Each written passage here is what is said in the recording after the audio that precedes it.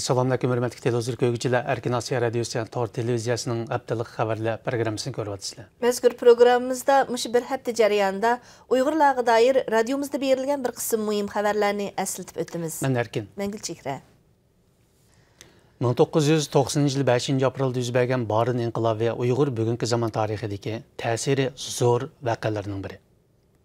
Barın inqilabı 27 yıl bo'lgan bugungi kunda Turkiya, Gollandiya, Shvetsiya, Qozog'iston qatorliq davlatlardagi Uyg'ur jamoati turli faoliyatlarni o'tkazib, bu unutilmas tarixni xotirladi. Yevropadagi Uyg'ur jamoati 2 aprel kuni Gollandiyadagi Yevropa Sharqi Turkiston ma'rif jamiyatining zalida xotirlash faoliyati o'tkazdi. Faoliyatga ishtirok qilgan Dunyo Uyg'ur qurultayining bosh kotibi Dolqin esa Barın inqilobining tarixiy ahamiyati va ta'siri haqida so'z qildi. Yaqında Nida Tor radiosi xabar berib, Xitoy doiralarining 3 mart kuni Gomunaisda uy aqtirib, diniy kitob, chumbal, paranja, diniy tusdagi kiyim-kechak va boshqa atalmış qonunsuz buyumlarni musodir qilganligini va ularni yezi maydoniga to'plab ko'ydirib atganligini bildirgan edi.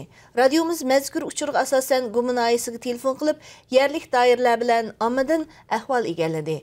Gumudaki yerlik saqchixonlar Naya təvəzdiki Uyğur aileleri kirib, atalmış qanunsuz buyumlarni yig'ib olganligini bildirdi.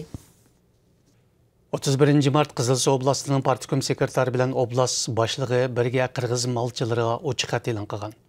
Mazkur ochiq xatda Pamir egizligidagi har bir kegiz uyni birdan qarovulxonaga, har bir qirg'iz malchini birdan chegara qarovulga aylantirish talab qilingan. Radiomiz ziyoratini qabul qilgan Qizilsu oblastidagi 2 saqchixona oblast boshliqlari tushirgan mazkur siyosiy vazifaning navbatda qirg'iz avullarida jiddiy tashviq qilinayotganligini bildirdi. Egallishimizcha Beijingda ochilgan ishki yig'in mezgilida doiralar otishda tutqun qilish harakati elib berib, sobiq mahbuslar bilan birlikda yana bir turkum vazifasiz diniy zotlarni tutqun qilgan.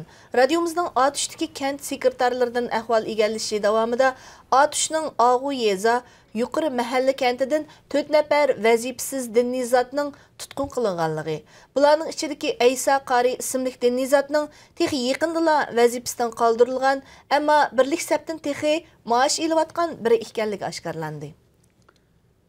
Bu yılның 5-dən başlap Xitay dairələri Uyğur elining Xotan, Qashqa, Qizilsu qatorliq janubdagi Sazgir rayonlarida minglığan yordamchi saqchi yoki charlash xodimlari qabul qilganligini e'lon qilgan. Xotanning Keriya, Chera, Lop noyilari shundaqli Qizilsuning Otish shahri bilan Aqto'y noyisida yangidan qabul qilingan yuzlagan yordamchi saqchining jiddiy mashqlantirilayotganligi dalillandi. Radiomizning ziyoratini qabul qilgan Aqsu va Turpandagi saqchilarmi yaqindan buyon necha yuzlagan yordamchi saqchi qabul qilinganligini oshkorladi. Xitoy hukumati 1 apreldan boshlab yo'lga qo'ygan Uyg'ur avtonom rayonining diniy asabiylikni tugutish nizomi Xitoy ichi va xalqarada kuchli inkas paydo qilgan edi.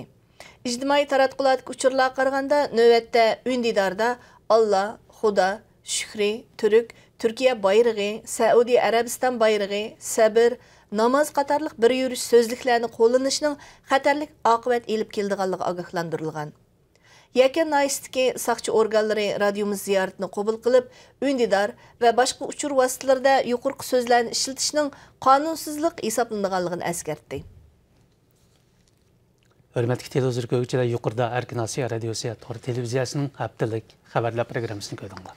Kelar hafta ko'rishgacha omon bo'lgaysizlar. Xayr xo'sh. Xayr xo'sh.